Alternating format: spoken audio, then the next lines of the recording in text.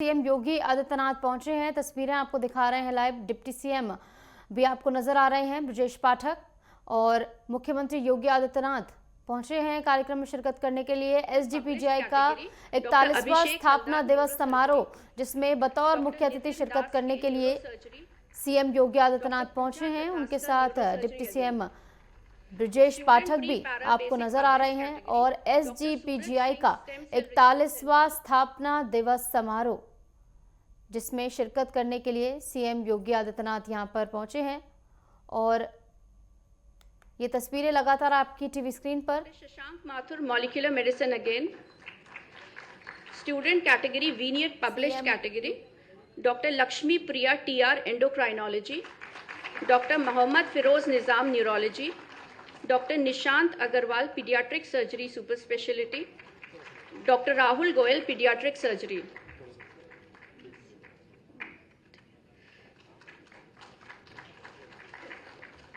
Student medical unpublished category doctor Richa Tyagi pulmonary medicine, doctor Piyush Mishra nephrology, doctor Tuba Qamar clinical immunology and रिमेटोलॉजी,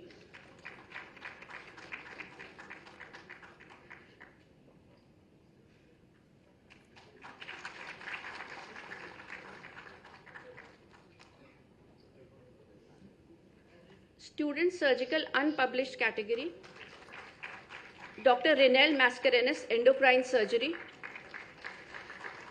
doctor Nazreen Hameed neuro surgery,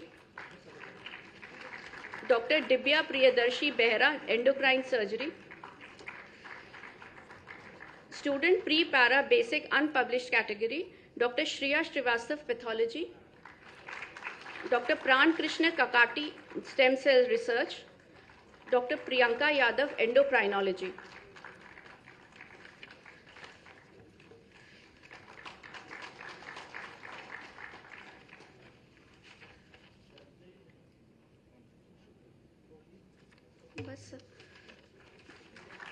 Okay. Now, student medical clinical vignette unpublished category Dr. Shruti Bansal radiotherapy, Dr. Tarun Kumar pediatric surgical super specialty, Dr. Devesh Gupta clinical care medicine, Dr. Krishnau Mukhoti pulmonary medicine.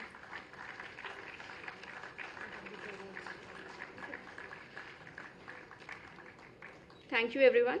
अब मैं माननीय मुख्यमंत्री जी से आग्रह करती हूं कि वह मंच पर आकर अपने आशीर्वचनों से हमें कृतार्थ करें।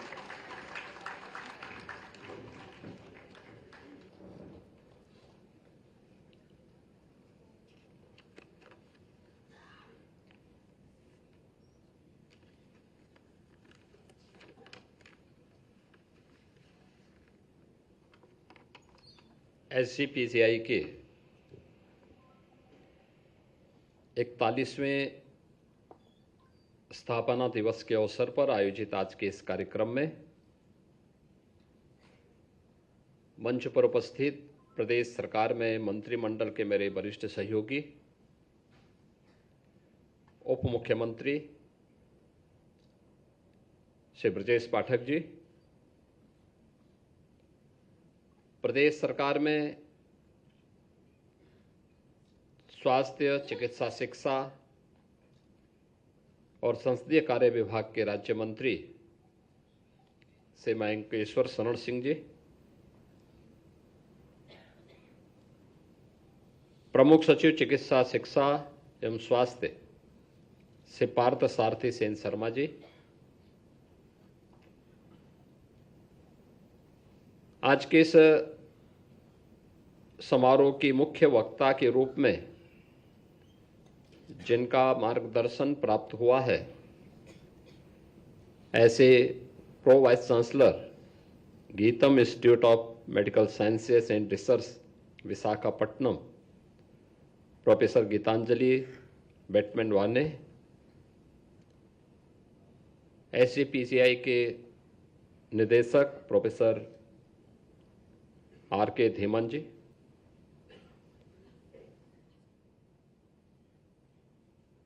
Dean professor Shaleen Kumar ji, SGPGI के सभी सम्मानित आचार्यगण, शिक्षकगण, यहाँ के सभी कर्मचारीगण और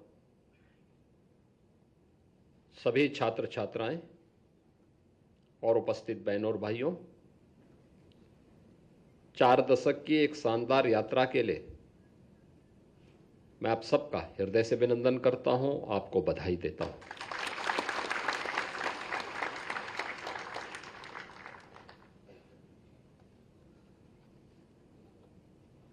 एक दार्शनिक ने कहा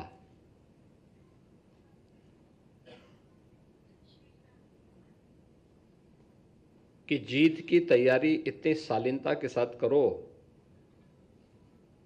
कि आपकी सफलता शोर मचा देगी। और मुझे लगता है उत्तर प्रदेश जैसे देश की आबादी के सबसे बड़े राज्य में स्वास्थ्य का मानक क्या होना चाहिए,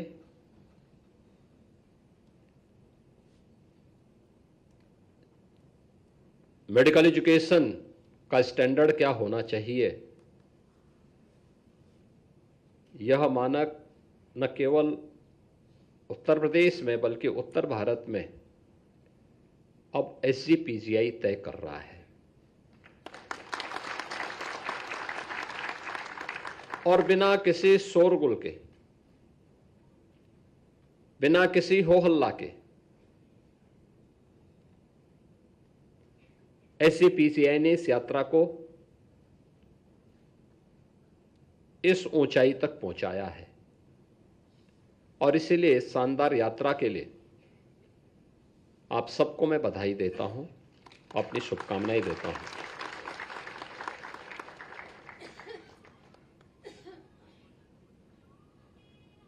पिछले 5 वर्ष के दौरान, पिछले 5-7 वर्ष के दौरान SGPGI ने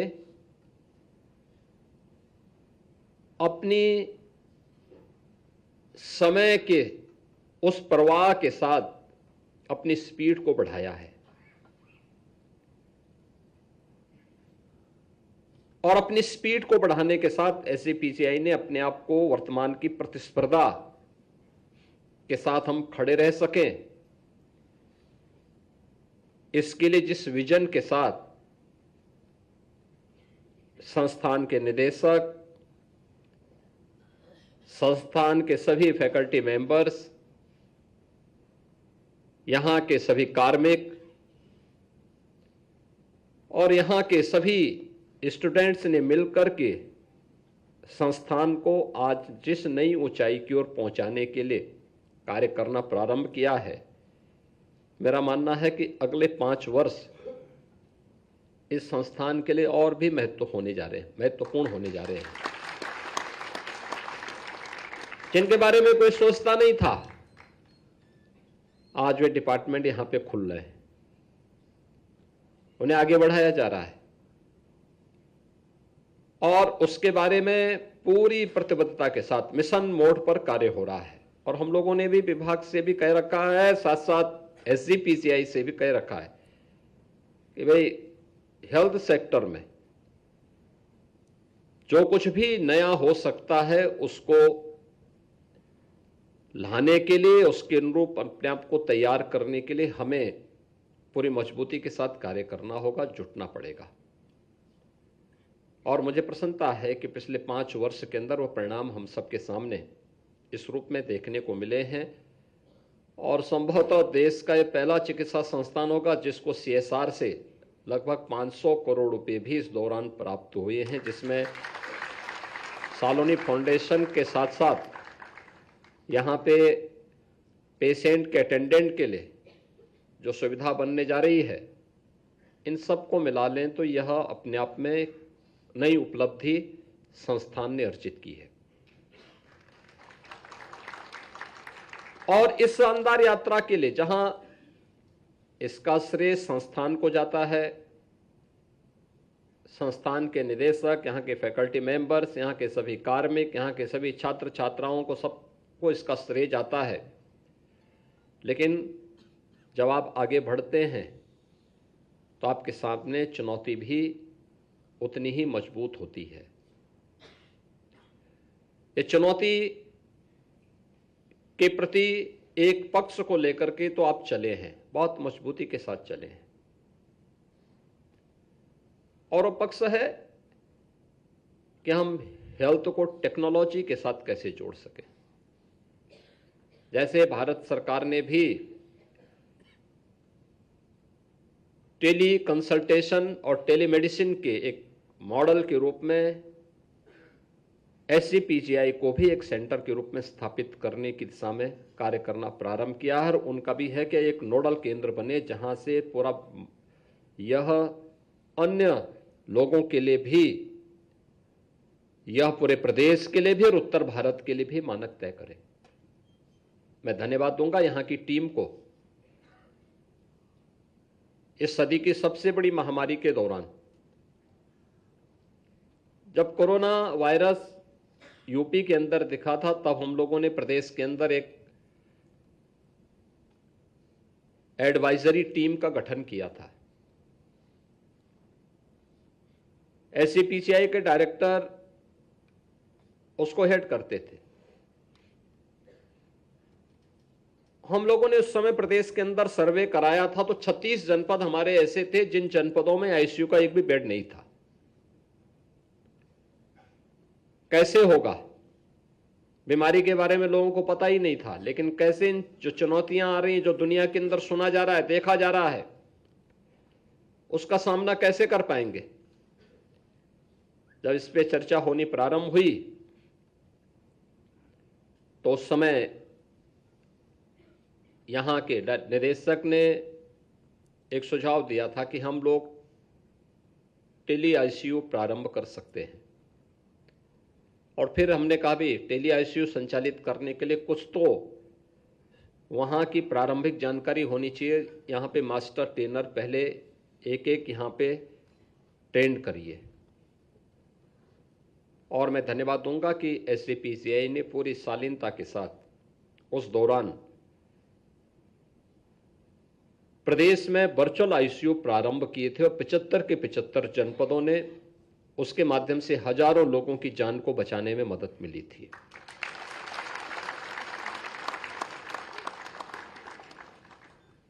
वो एक शुरुआत थी। आज उसको और मजबूती के साथ भारत सरकार ने भी उसको आगे बढ़ाने के लिए जो कार्य आगे बढ़ाया है। 6 मेडिकल कॉलेजेस पहले चरण में जुड़े हैं। प्रदेश के अंदर अन्य मेडिकल कॉलेजेस को भी इसके साथ जोड़ने की तैयारी हो रही है। याद रखना, स्वास्थ्य एक सार्वभौमिक अधिकार है। हर व्यक्ति को स्वस्थ होने का अधिकार है और स्वस्थ होने का इस अधिकार से कोई व्यक्ति या कोई सरकार उसे वंचित नहीं कर सकती।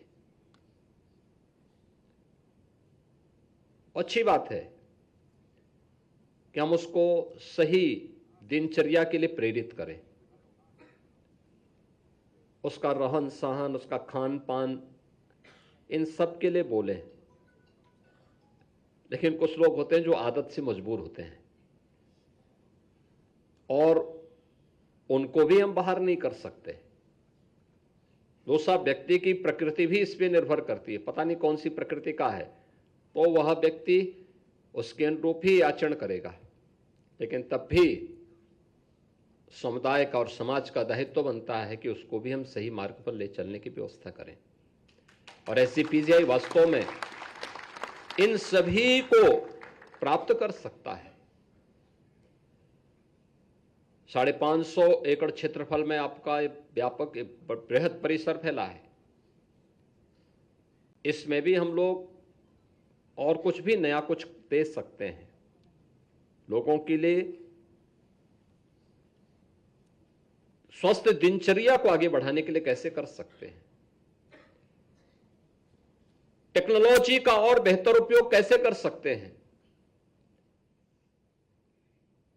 अभी तक आप रोबोटिक्स का ही उपयोग करके सर्जरी में उसका उपयोग कर रहे हैं। हम आर्टिफिशियल इंटेलिजेंस का उपयोग मेडिकल फील्ड में और बेहतर बनाने की दिशा में कैसे कर सकते हैं, इस दिशा में अब आ गया है कि जिसका एक बड़े केंद्र के रूप में SGPGI को हमें आगे बढ़ाना है। लेकिन याद करना, अगले 5 वर्ष में मैं जब आपकी रिपोर्ट पढ़ रहा था और देख रहा था मैं कि वर्ष 2024 में अब तक 1,15,000 यानी 1,16,000 के आसपास पेशेंट यहाँ पे केवल रजिस्ट्रेशन करवाए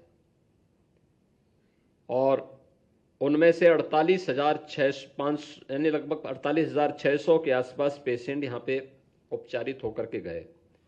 14,000 से अधिक ऑपरेशन यहाँ पर हुए।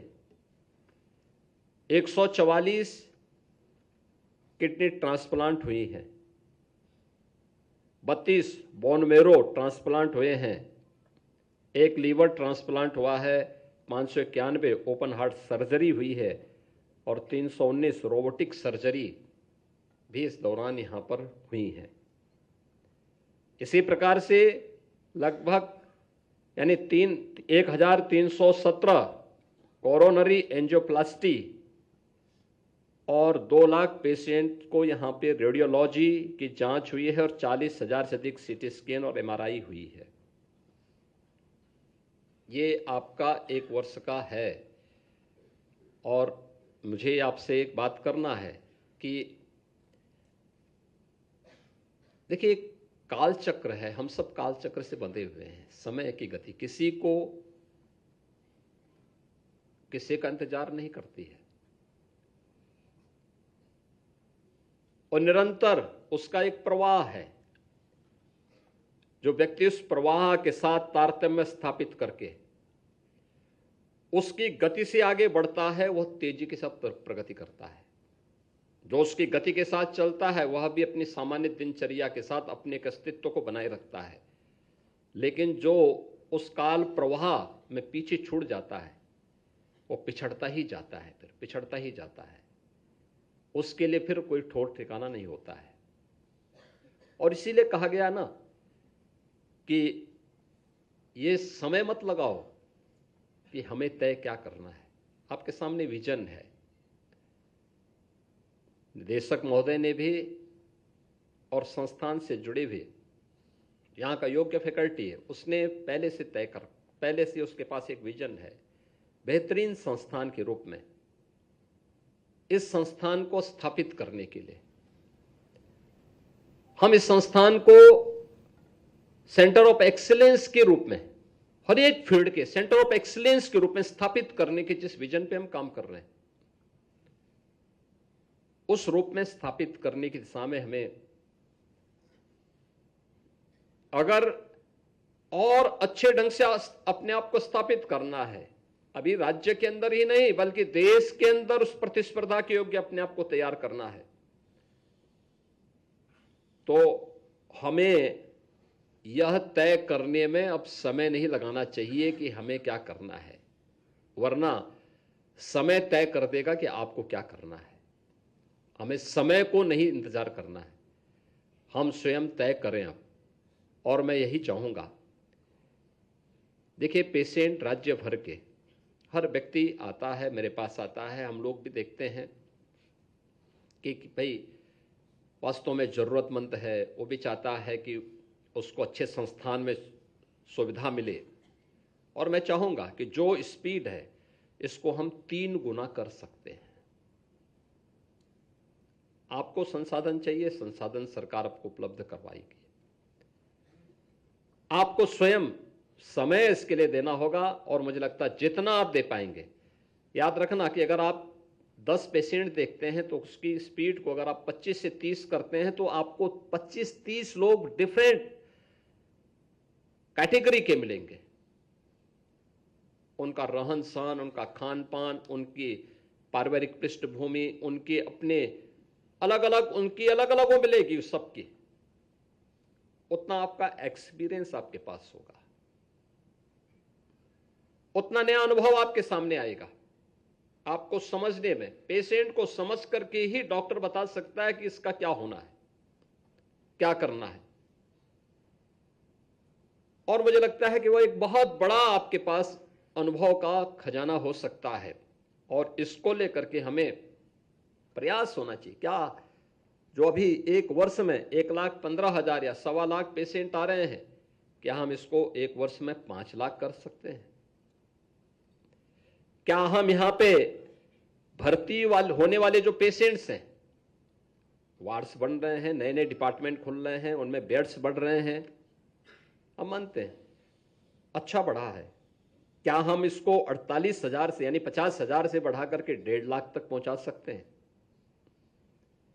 क्या यहां पे जो ऑपरेशन सर्जरी हो रही है, इसको 15,000 से बढ़ा करके क्या हम 50,000 तक पहुंचा सकते हैं?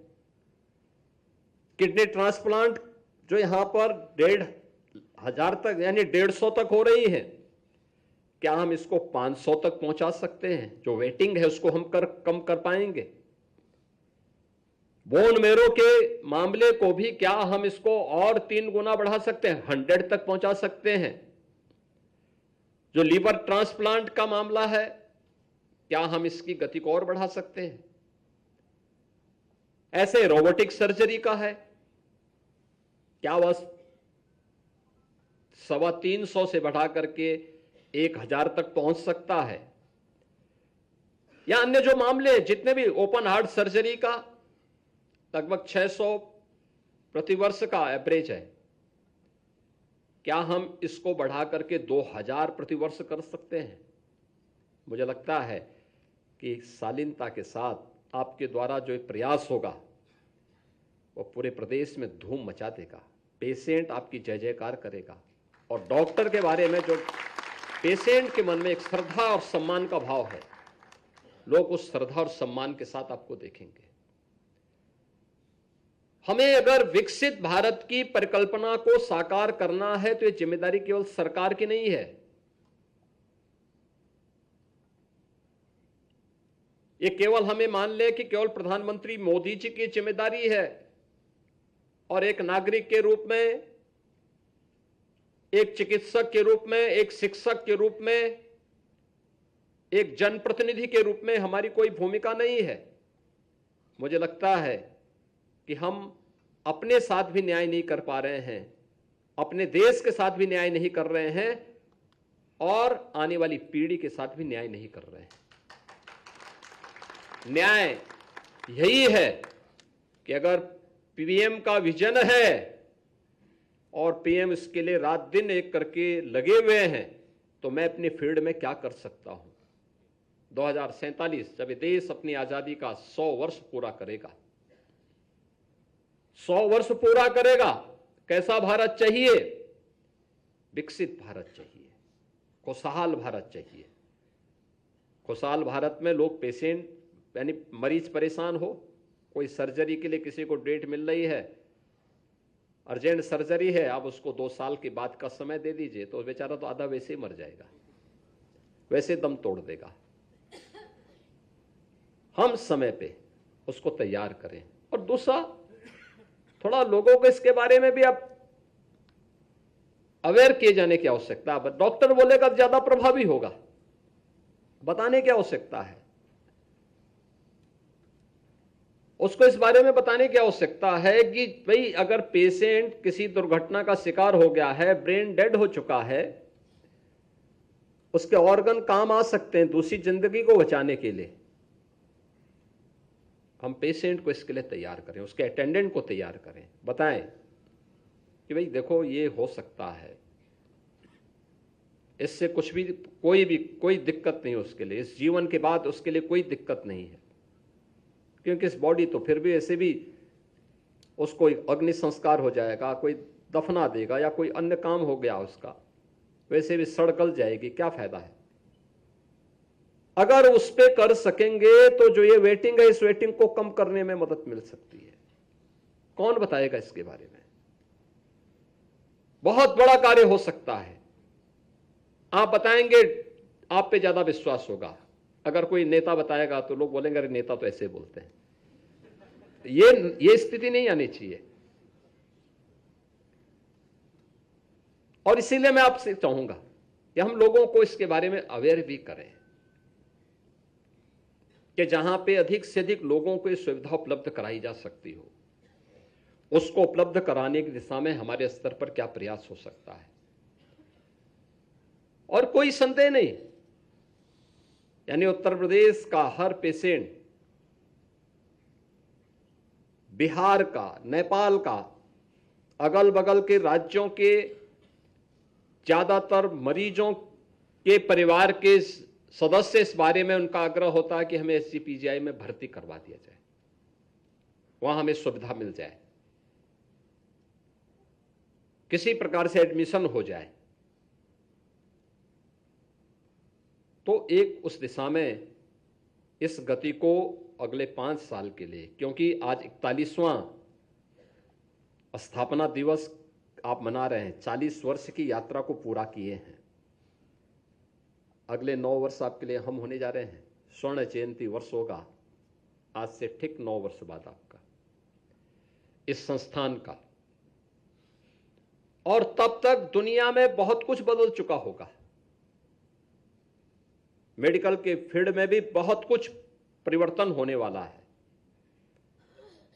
तब प्रतिस्पर्धा की स्थिति क्या होगी, यह भी आपके सामने होना चाहिए।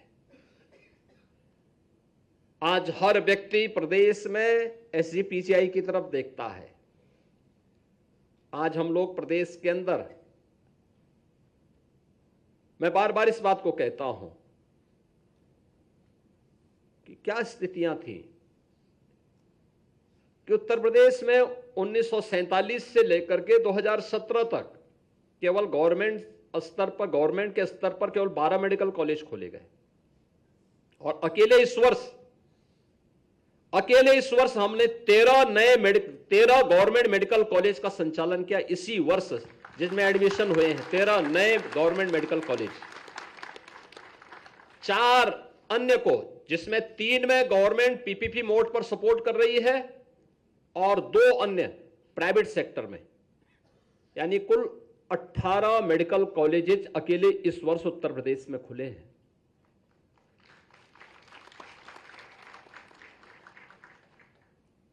यानी 70 वर्ष में खुले 12 और 1 वर्ष में खोले जा रहा है 18। यह है स्पीड, और उस स्पीड के लिए हमें अपने आप को तैयार करना होगा। आज आप देख रहे होंगे, यानी सबको डॉक्टर डॉक्टर डॉक्टर, लेकिन नर्सिंग स्टाफ कहां जाएगा, पैरामेडिक्स के बारे में कौन सोचेगा।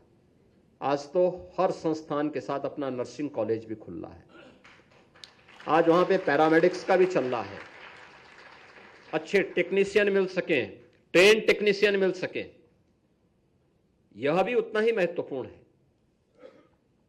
और अन्य क्लिनिकल स्टाफ के बारे में भी कैसे आप उसको ट्रेन कर सकें, यह भी सब साथ साथ जब चलेगा तब परिणाम आ पाएगा। और आज उस दिशा में कार्य प्रारंभ हुआ है। डबल इंजन की सरकार उस दिशा में तेजी से कार्य कर रही है। आज उत्तर प्रदेश जैसे राज्य में 75 जनपद हैं। इन 75 जनपदों में हम लोग 65 जनपदों में मेडिकल कॉलेजेस खोल चुके हैं। हर जिले में फ्री डायलिसिस की सुविधा उपलब्ध करवाई जा रही है। ब्लड बैंक तो थे ही, ब्लड सेपरेटर यूनिट भी वहां पे स्थापित हुई है, आईसीयू संचालित हुए हैं।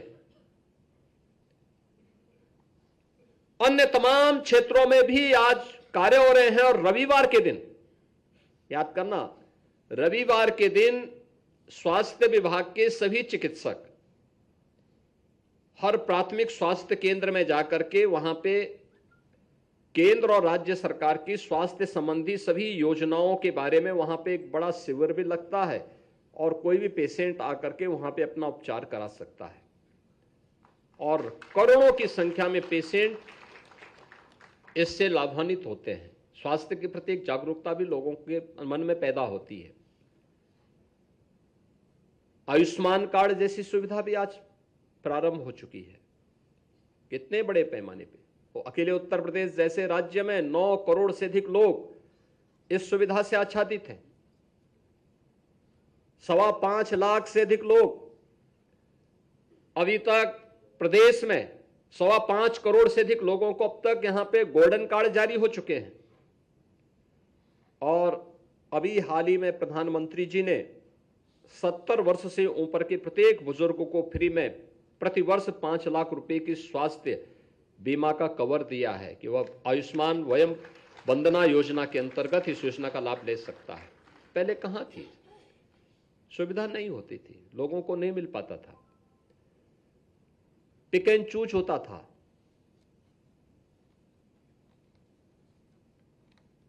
मैं मुख्यमंत्री राहत कोष से ही जब पैसे देने की बात आई तो मेरे पास टाटा ट्रस्ट का जो हॉस्पिटल, टाटा ट्रस्ट से डॉक्टर राजेंद्र बड़बे मुंबई से आए। उन्होंने कहा हमारा जो भामा एटॉमिक सेंटर है आपका बीएचयू वाराणसी में, 1 वर्ष में 21,000 पेशेंट के लिए 73 करोड़ रुपए अकेले मुख्यमंत्री राहत कोष से मैंने उपलब्ध करवाए थे पेशेंट के कैंसर उपचार के लिए, वहां के लिए। उन्होंने कहा साहब ये पैसा आपने वहां दिया, हमारा हॉस्पिटल वहां बहुत अच्छे ढंग से संचालित हो गया।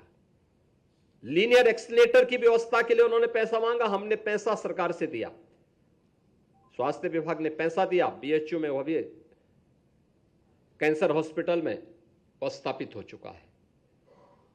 हमें समय की गति से आगे जाने की आदत डालनी पड़ेगी और मुझे लगता है कि कार्य आपका होगा, मेहनत भी आपकी है, विजन भी आपका है, लेकिन एक गरीब की दुआ बहुत लगती है।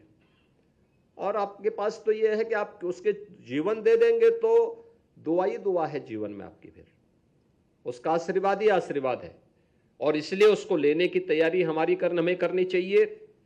विकसित भारत के लक्ष्य को प्राप्त करने के लिए एक स्वस्थ भारत बनाना आवश्यक है, तभी समर्थ भारत बनेगा। और समर्थ भारत बनेगा तो विकसित भारत दूर नहीं होगा, विकसित भारत हम सबके सामने होगा। और उस दिशा में आपको अगले 9 वर्ष की शानदार यात्रा के लिए अपने आप को तैयार करना है। मैं आज के इस अवसर पर प्रोफेसर आर.के. धीमन जी को और उनकी पूरी टीम को हृदय से बधाई देता हूं। पिछले 5 वर्ष के अंदर इस संस्थान ने जो नए लक्ष्य निर्धारित किए थे उसको प्राप्त करने की दिशा में बहुत तेजी के साथ कदम बढ़ाए हैं। बहुत सारी चीज़ें इन्होंने अचीव की हैं, बहुत सारी चीज़ें भी पाइपलाइन में आगे बढ़ रही हैं और मुझे विश्वास है कि जो गति है या उससे सफलता की उन ऊंचाइयों को प्रदान करने में आगे बढ़ेंगे। लेकिन जो मैंने आपसे कहा, वेटिंग को और न्यूनतम किया जा सकता है।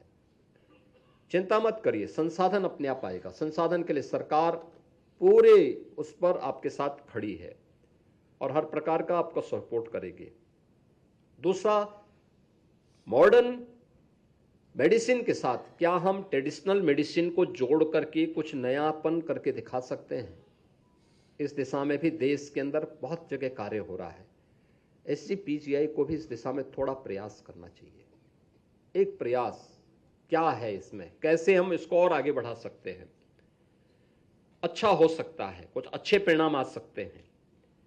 और मुझे लगता है उस अच्छे परिणाम को भी आगे बढ़ाने की आवश्यकता है। मैं एक बार फिर से 4 दशक की आपकी शानदार यात्रा के लिए आप सबका अभिनंदन करता हूं, आपको बधाई देता हूं, अपनी शुभकामनाएं देता हूं। और जब SGPGI अगले 9 वर्ष के अंदर, अगले 9 वर्ष में अपनी स्वर्ण जयंती वर्ष मनाए तो उस समय आप सब के बारे में तत्काल उस समय की जो पीढ़ी होगी उसके मन में एक श्रद्धा और सम्मान का भाव दिखना चाहिए। इस विश्वास के साथ आप सबको मैं अपनी शुभकामनाएं देता हूं। धन्यवाद। जय हिंद।